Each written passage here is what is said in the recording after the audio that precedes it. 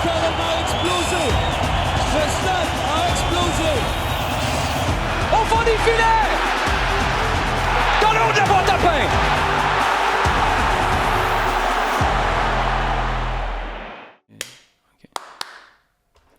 C'est flamenco. Flamenco. T'as déjà vu un show de flamenco? Non. C'est hot, pas vrai? Dans le parc proche de chez nous. Moi, je peux te dire que c'était un petit peu plus cool. Mon affaire, moi, c'était à Malaga. Mais dans le parc proche de chez vous. C'est cool aussi. On peut-tu garder ça? Assurons-nous de garder ça comme début de show. Et on parle extra. On est dans l'extra 12 mars 2026. Frédéric Laure avec vous, en compagnie d'Olivier Brett. Olivier, tu nous as mis au défi de sortir nos 5. Mais là, ce que je comprends, c'est que chacun, on fait notre top 5 des rituels qu'il y a à travers la MLS aussi. Parce que, on l'a vu, plusieurs de nos amis sont partis, notamment en Europe, voir des matchs de soccer. C'est toujours un plaisir, c'est toujours l'Eldorado dans une certaine mesure pour le fan de foot. En même temps, il y a des destinations, même si pour certains, on n'aime pas aller aux États-Unis dernièrement, puis avec le taux de change aussi, c'est plus difficile. Il y a des destinations soccer qui sont vraiment intéressantes en MLS. Puis en même temps, si vous êtes un fan du CF Montréal, comme on l'est, en fait, fan de la MLS ou partie prenante de cette ligue-là, je devrais dire, il y a vraiment des rendez-vous soccer qui sont intéressants, le fun, puis des cultures qui se sont bâties au niveau local qui sont vraiment intéressantes. Et puis le mot que tu viens d'utiliser, là, parce qu'on a souvent senti que la culture soccer, c'est quelque chose qu'on entend moins d'ailleurs. Hein? Culture soccer, culture non, foot. mais c'était utilisé de façon exclusive. Ça excluait des gens. Ouais, puis comme si ça venait d'ailleurs. Puis je comprends qu'il y a des cultures, il y a des trucs qui étaient plaqués un peu en MLS, puis qu'on essayait d'amener de la NFL, du baseball, du hockey, peu importe.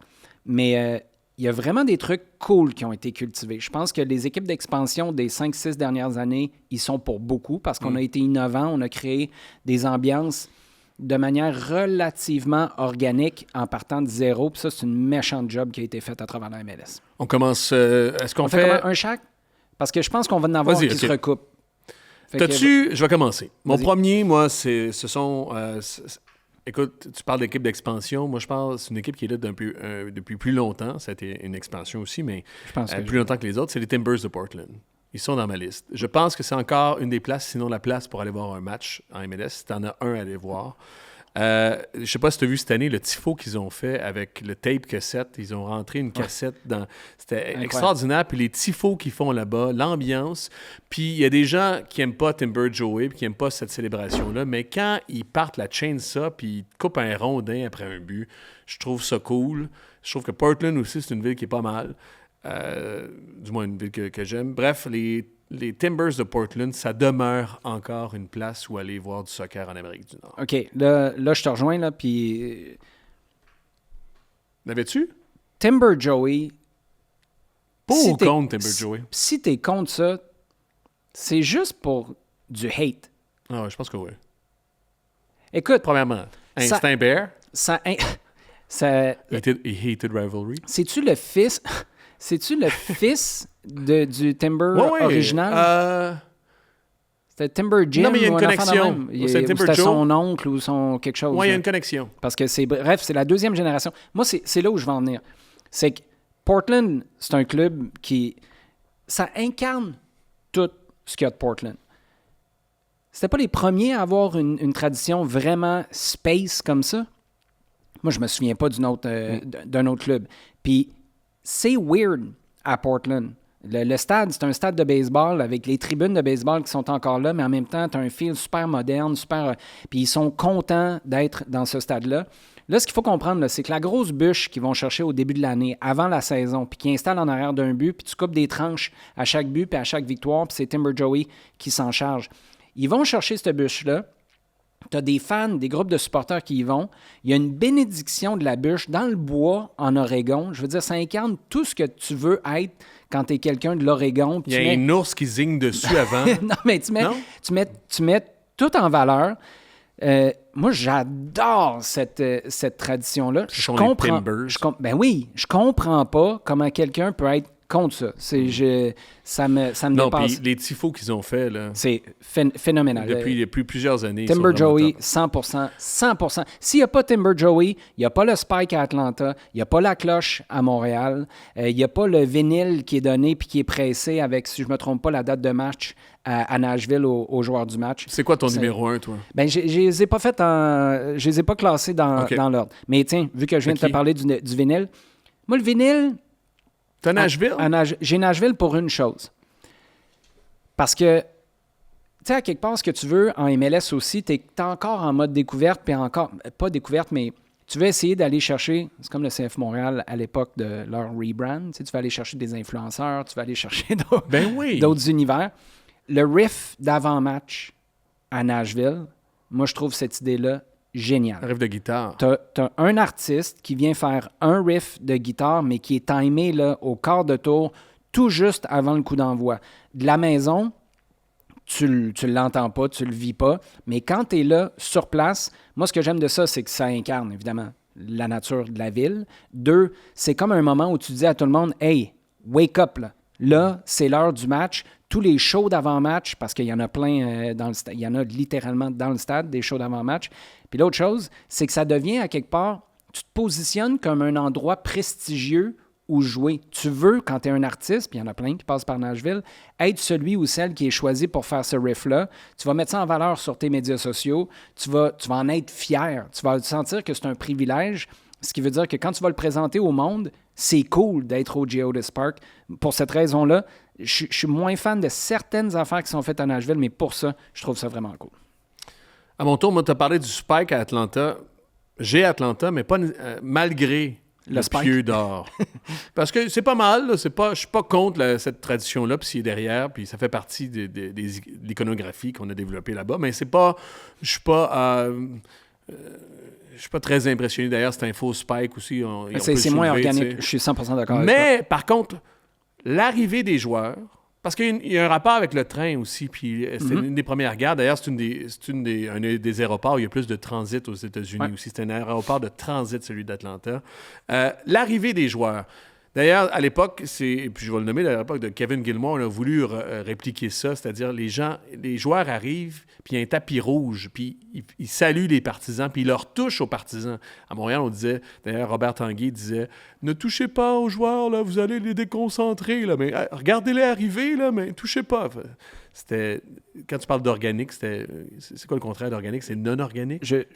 Juste pour être clair, là, Fred a une admiration sans borne pour Bob Tanguay. Oui. C'est une consigne que l'animateur l'annonceur maison avait. Là. C'est pas... non. Puis Robert Tanguay, j'essaie de lui donner de la place qu'il mérite, notamment dans nos reportages. Puis Robert, c'est la voix du CF Montréal. 100%. Mais il devait justement se plier à ça en disant aux gens de ne pas toucher. Là, tu peux leur toucher. T'es derrière une barrière. Non, mais tu comprends ce que je veux dire. C'est vrai. Tu es derrière une barrière. Puis même les gens ils arrivent en soute. D'ailleurs, c'est une question qu'on pourra se poser dans toutes les ligues. Le streetwear des gens est mis de l'avant à CF Montréal, puis beaucoup de gens à MLS, il y a encore le suit de l'équipe. En tout cas, bref. Ils arrivent, ils ont de l'air des stars, ils passent devant le COP, ils saluent. Cette procession est très belle, puis est très le fun à chaque fois. Puis j'ai l'impression que pour les joueurs, tu fais comme « Wow, m'en viens jouer, là, je suis une vedette, des vedettes, puis j'arrive dans un méga stade, mon gars. Tu dois te sentir comme $1 million, comme dirait l'autre. » Et quand ils marquent, il y a le train, puis il y a des espèces de vapeur. Flamme. C'est plus des vapeurs, c'est comme la fumée qui sort aussi. Puis après ça, il y a une toute de Rage Against the Machine, je pense, qui part. Pour ça, j'aime beaucoup ça quand ils scorent à Atlanta. Je trouve que ça fait très américain, à Merlock, mais en même temps, c'est très chouette. C'est tout américain, ça. C'est Hollywood, mais à Atlanta. Puis c'est conséquent. La thématique du train, ils ont pris. C'est ça que j'allais dire. Prends le train le Spike, c'est puis le Spike, c'est le bout de tout ça que j'aime quasiment le moins. Mais en même temps, ça leur permet, un peu comme à la cloche, d'aller chercher quelqu'un et d'honorer, c'est tout qui va planter le pieu d'or avant le match. OK, Minnesota United. Je les ai aussi. Un stade que j'aime beaucoup. je vais mettre 2 choses, OK? Puis j'aurais pu en mettre 4. Fait que c'est à ce point-là que je trouve que les traditions sont intéressantes et bien choisies. Je ne sais pas comment ça a été vécu là-bas, mais de l'extérieur, le loon qui fait... C'est quoi un loon? Un huard? Un huard. Le huard qui se fait entendre au coup d'envoi. Je trouve ça... Puis ce qu'il faut savoir, là, c'est que dans les tribunes, tu as le huard avec l'œil rouge qui est un siège réservé pour une personne qui a servi dans les forces armées américaines. Bref, tu sens qu'il y a une réflexion derrière. Le huard, tu m'aurais dit ça, là, je t'aurais dit, hey, c'est l'affaire la plus quétaine de l'histoire de l'humanité. Pourtant, quand ça se fait, ça marche. Je comprends pas comment ils ont fait pour que ça marche, puis que tu ne dises pas « Hey, pouvez-vous arrêter ça, s'il vous plaît? Là. La semaine prochaine, là, on peut plus. » Là. Puis ça fonctionne. T'as ça qui est une mécanique très club, là, qui a décidé qu'on fait ça, puis les gens vont triper, puis ça fonctionne. Puis l'autre truc, c'est le Wonderwall. Mais c'est la même affaire. Moi, j'ai marqué, c'est un peu quétaine, mais ça fonctionne. Mais comment ils font pour que... C'est-tu parce qu'à Montréal, on aurait monté aux barricades contre ça? Non, mais Sweet Caroline, ça fonctionnait. L'année de Wilfrid Nancy. Oui, mais Sweet Caroline, c'est quelqu'un qui a parti ça dans le vestiaire. Là. C'était les gars qui jouaient ça dans le gym. Après, quand ils gagnaient. Oui, mais c'est les gars qui ont parti ça dans le gym. C'est pas le club qui a décidé de... Le Loon, là, c'est toujours bien le DJ qui a décidé qu'on partait ça au coup d'envoi. Puis c'est au coup d'envoi. Moi, c'est ça que j'aime. C'est que c'est associé à un truc en particulier. Un petit peu comme le riff de guitare. Puis là, je te parle même pas de l'horloge dans le stade au Allianz Field qui vient d'un vieux stade au Minnesota. C'est vraiment une vieille horloge, là, comme tu avais dans le vieux stade à Munich. Puis la roche. La roche sur le bord du terrain où les joueurs rentrent, qui est une roche prise dans les mines au Minnesota. Je trouve ça super intéressant. Tu les avais pourquoi, toi?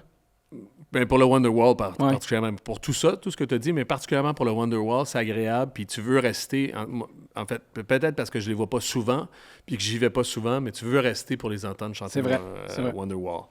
Le Loon, tu parles du UR aussi. Puis parce que j'ai parlé des Hated Rivalry un peu plus tôt. T'as pas regardé, hein? Mais non. Ben, il faudrait que tu regardes. À la fin, ils sont... Mais non, mais je sais, mais c'était avant tes vacances. Mais binge-watch ça, juste pour être dans le loop. Même Gary Bettman a binge-watché ça pendant une journée, à ce qui paraît.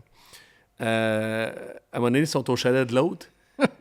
Puis, ils ne croient pas. Parce qu'à un moment donné, ils sont assis autour du feu. Puis, t'entends le UR faire « Ouh! » tu sais. Puis là, il fait « Ah, c'est quoi? Ah! » Puis il a super peur, tu sais. Tu fais « Voyons donc, qui a peur d'un UR sur le bord d'un feu dans un lac? » Puis, ce qui m'a... On est dans l'extra, je peux la faire. Je me suis tout de suite retourné vers ma blonde. Je dis « Voyons, il est normal fifon, lui. » OK. Hey, s'il y a des enfants qui nous écoutent, mon fils n'a pas le droit de dire ça, des affaires de même, mais pour la blague... Ça passe? Ben, écoute, c'est pas drôle, là.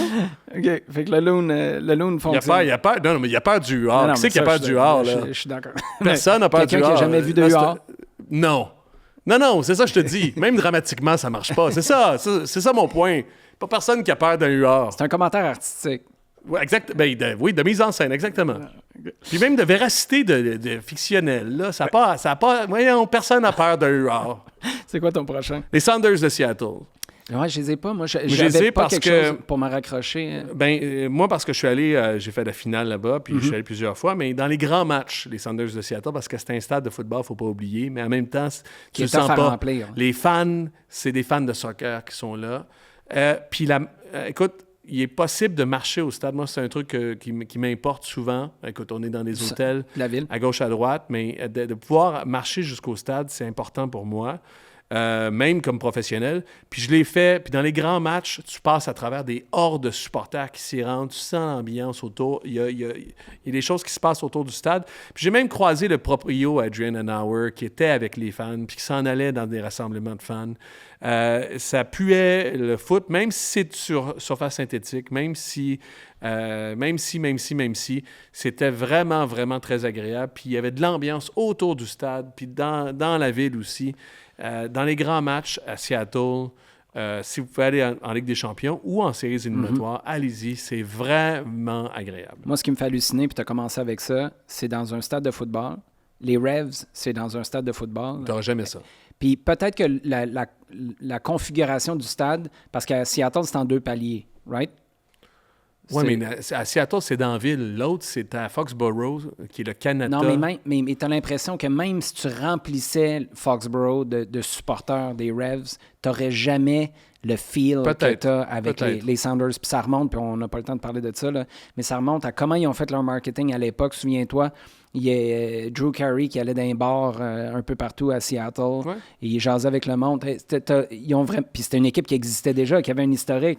Mais ils ont créé un hype autour de leur arrivée en MLS, des écharpes qui étaient dans les arbres un peu partout en ville. Puis ils nous ont appris que dans le diagramme de Venn, c'est-à-dire que les fans de NFL puis les fans de soccer, il n'y a pas vraiment beaucoup... C'est pas nécessairement c'est presque deux groupes distincts aussi. Il y a des fans de sport dans le milieu, mais il n'y en a pas une tonne. Il y a des fans de soccer qui sont surtout urbains, puis il y a des fans de NFL qui sont surtout plus dans les banlieues de Seattle. Whitecaps de Vancouver, moi, mon prochain. Ah ouais? Ouais. Good. C'est un billet canadien, mais je pense que c'est mon préféré de toute la ligue. Es-tu sérieux? Ouais. C'est... T'es weird. Mais ça fait plaisir. Je déménage à Portland dans 2 semaines. Yes. Pourquoi? Tu sais, il y a ce côté-là qui est presque un sketch de la gentillesse canadienne. Puis quand, à Vancouver, ils annoncent un but ou ils annoncent un changement, ils annoncent un but. Là, ils vont dire, marqué par le numéro 13, Thomas, puis comme tu fais dans tous les stades, le club, les supporters, Müller, Thomas, Müller, Thomas, Müller. Puis là, tu as l'annonceur maison qui dit « Thank you ». Tu as le stade au complet qui répond « You're welcome ». Je trouve que c'est l'affaire la plus canadienne. Ils ont embrassé ça. Ils l'ont viré en shtick. À chaque fois que je l'entends, j'ai un sourire en coin. C'est comme assumer son côté ultra canadien que Toronto n'aurait jamais pu faire. Qu'au Québec, donc pour le CF Montréal... À New York, en fin de semaine, ils ont fait l'hymne national en français en partie, hein. À Toronto, j'ai jamais entendu une phrase de français dans l'hymne national. I rest my case, comme on dit en Ontario. T'aurais pas fait ça à Toronto. You're welcome. C'est écoutez ça là, la prochaine fois que vous entendez un but à Vancouver. C'est extraordinaire. Puis je sais pas comment ça a commencé. Je serais curieux. J'ai l'impression que c'est un fan qui a commencé à crier ça en joke. Puis là, c'est le stade au complet qui le gueule. Bravo les Whitecaps. Il m'en reste un. Moi, j'ai mis... à égalité, j'ai une mention honorable aussi. T'en as 2? Moi aussi, j'en ai 2. À égalité, Cincinnati et Columbus. Si vous cherchez en ce moment une place où aller, c'est 2 stades qui se ressemblent beaucoup dans l'architecture, puis je pense qu'on a emprunté un à l'autre aussi. C'est le même architecte qui a fait les deux? Ben, il a fait la passe. Non, mais pas sûr, tu sais, parce que puis tu le vois, il y a des maisons qui, tu sais, il y a des... il y a des structures de maisons, il y a des, écoute, Cincinnati et Columbus, c'est des stades qui se ressemblent beaucoup. Des stades très agréables à côtoyer, ou du moins, je pense que c'est assez agréable.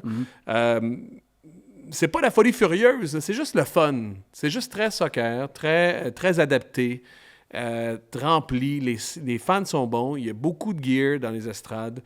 Et ce que je veux souligner aussi, c'est que, je parlais de Tifo tout à l'heure, il y en a des bons dans ces stades-là. Puis en ce moment, c'est probablement la meilleure rivalité. Puis ils appellent ça le Hell is Real, vous savez peut-être, mais la rivalité, je l'ai francisé en disant l'enfer existe. Shout out Luc Larochelière. Mais c'est la meilleure rivalité en ce moment.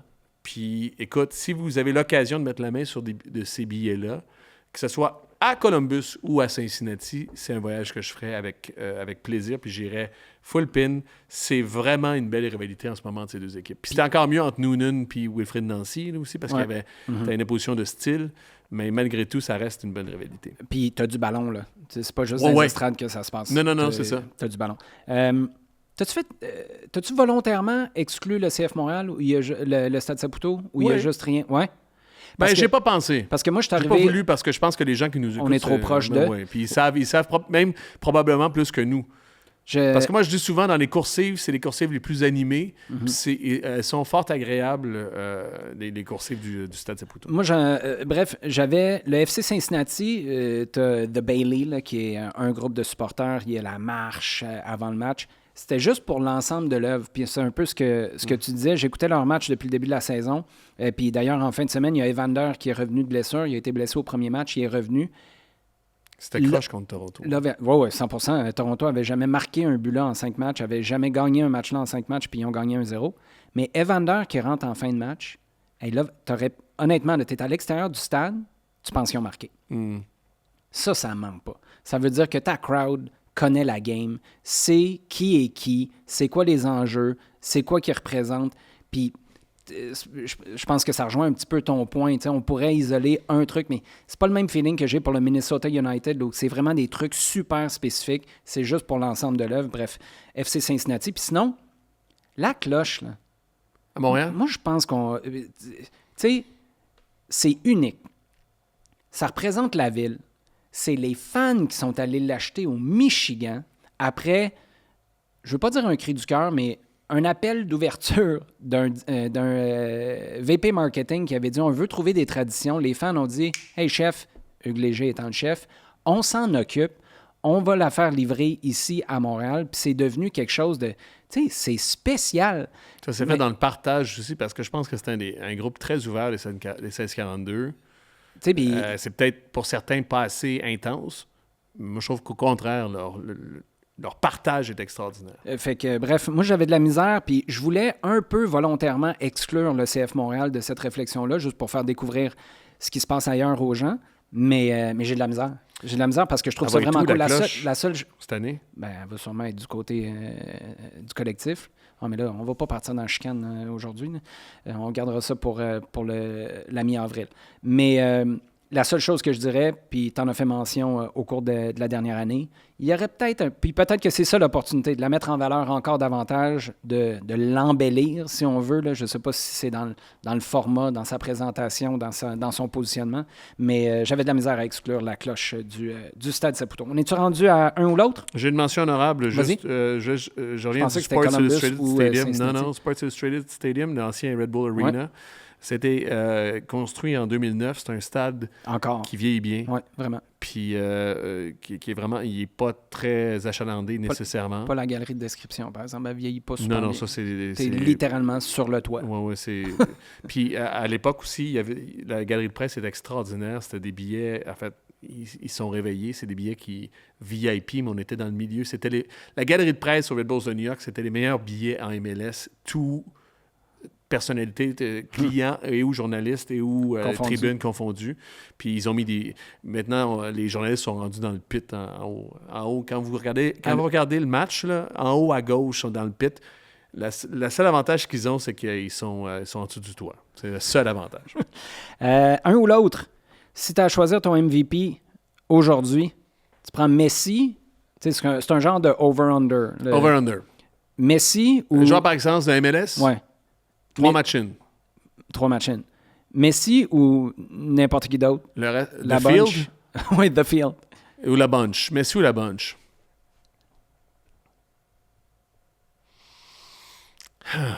Messi joue à la Coupe du Monde. Ben oui. À quel point il se ménage? C'est ça ma question. Parce que mon réflexe, c'est de dire je vais le prendre. Parce que Miami est meilleur cette année. Puis ça joue assez bien, puis ça va être correct. Le seul hic, c'est d'un coup, il se ménage, puis il joue pas assez. Malgré tout, ça fait 2 ans qu'il est là. Ça fait 2 ans que je fais des poules aussi à l'interne, puis on peut pas... Il est inévitable, puis on devrait même l'exclure du pool parce qu'il est au-dessus de la bunch. Je prends Messi pareil. Parce que je pense que Miami va gagner l'Est, si ce n'est la MLS. Puis ça y est.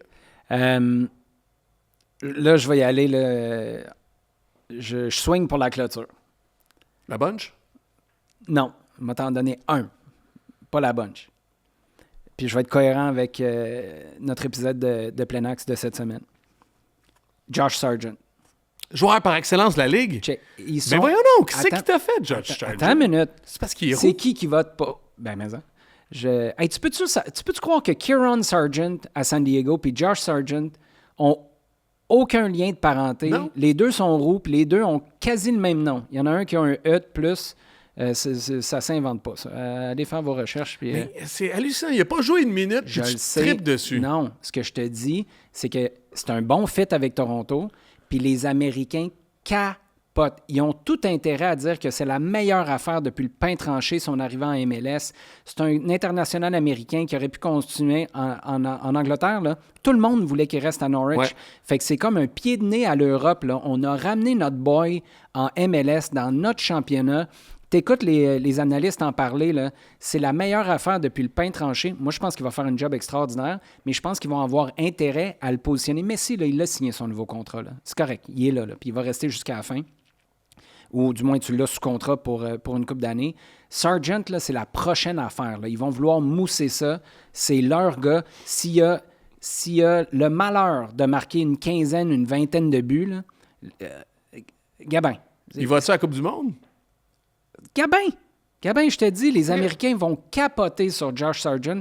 Puis s'il y a le malheur d'être le fit que je pense qu'il peut être avec Toronto, avec Georgi Mihailovic et compagnie, puis là, il en marque 3-4 dans les prochaines semaines. Moi, ce que j'aime culturellement par rapport à Pochettino, c'est qu'il y a plusieurs joueurs, je ne sais pas si c'est vrai ou pas, mais dans les trames narratives qui accompagnent des retours ou du moins des arrivées de joueurs comme Sargent, comme Cade Cowell notamment à New York, il y a cette idée-là, il veut se faire voir, il veut se relancer pour participer à la Coupe du Monde. C'est-à-dire que tu peux venir, parce que Pochettino aime les joueurs de la MLS, il l'a prouvé jusqu'ici, tu peux venir en MLS puis réintégrer ou intégrer l'équipe nationale. Ça, c'est top pour la perception, je pense. Hey, je termine avec mon conseil de père pour la semaine. C'est en lien direct avec les vacances que je viens de conclure hier avec la famille. Que ce soit, puis là, c'est pas obligé d'être un voyage en avion comme c'était le cas pour nous autres. Ça peut être au camping, ça peut être au centre-ville. Laissez les kids leader. Moi, j'oublie trop souvent à quel point ça peut être cool, puis formateur. J'étais à l'aéroport, puis tu sais, carousel à bagages, ou à quel gate on va. La petite a 8 ans et demi. Puis c'est, regarde le panneau, là, puis dis-nous où on va. Puis c'est long, là, puis ça prend de la patience. Puis des fois, tu es écœuré, là, tes bagages, tu veux juste les ramasser. Quoique ça nous a pris à peu près 1 heure les avoir. On avait le temps en masse. En ce moment, là, j'ai demandé à des gens qui s'occupent des bagages à Dorval, c'est au moins minimum 30 à 45 minutes pour avoir tes bagages. Exact. Je comprends pourquoi il y a des gens des carry-on qui ont la taille d'un cercueil. Repart pas là, avec Angry Fred là, qui voyage trop. Mais j'ai trouvé ça extraordinaire. Puis c'est tellement, tellement formateur. Mais puis j'en suis le premier coupable. On prend pas assez le temps. C'est par où? Pourquoi tu irais à tel endroit? Puis c'est quoi la prochaine étape, tu penses? De les laisser réfléchir à tout ça. C'est pour ça que je dis ça peut être dans un camping. Là, on cherche les toilettes. Bien, lève-toi la tête, regarde sur le panneau. On a tellement l'habitude, en tout cas, j'ai tellement l'habitude de dire « OK, viens-t'en, c'est par ici. » C'est peut-être en vacances que j'ai plus cette patience-là, peut-être de dire « OK, à toi de me dire par où on va. » C'est très, très, très intéressant de voir comment les kids réagissent à ça. Puis je pense très humblement que c'est très formateur. Voilà mon conseil de la semaine. Bonne idée. Peut-être pas dans vos rénovations. On a-tu... la prochaine étape? Oui. Okay. les comptoirs de quartz, s'il vous plaît. Parle-moi pas de ça. On peut-tu finir l'émission avant qu'on parte? Abonnez-vous à la chaîne YouTube de Chaos Sport. Début et fin d'épisode. C'est fait, c'est fini. J'ai tout lu. Salut. Je suis pas bon avec les... OK, c'est bon.